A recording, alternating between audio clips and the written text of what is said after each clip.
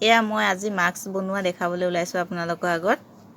এয়া চাওক, বহলটো আপোনালোকে এনেকৈ 5 লৈকে লৈ ল'ব।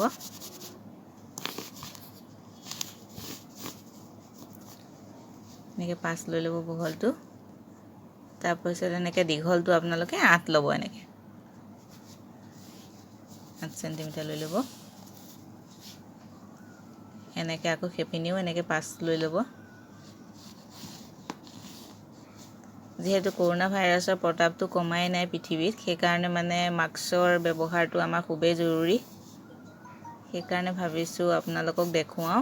মই যিহেতু চিলাই কাম কৰোঁ,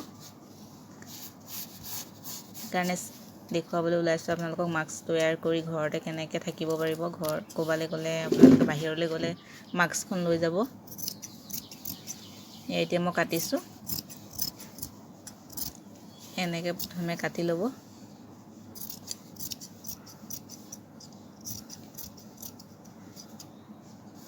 এনেকৈ আপোনালোকে বনাই পেলাই ওচৰ চুবুৰীয়া মানুহকো বিতৰণ কৰিব পাৰে। যিহেতু বজাৰত শুনিবলৈ পোৱা মতে মাস্কৰ অভাৱ ঘটিছে আৰু দোকান বজাৰ যিহেতু বন্ধও আছে। এয়া মোৰ কাটা হৈছে প্ৰায়।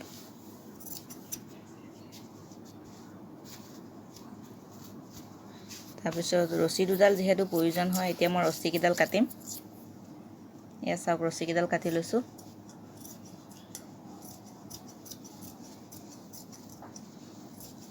এয়া ৰছী দুডাল জোখমতে কাটি লৈছোঁ।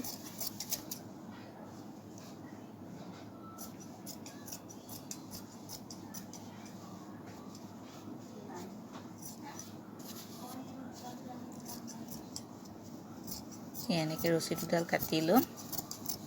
এয়া কাটা হৈ গ'ল মোৰ। এয়া মোৰ কাটা হৈ গ'ল। এতিয়া চিলাই কৰি দেখুৱাই দিম এনেকৈ।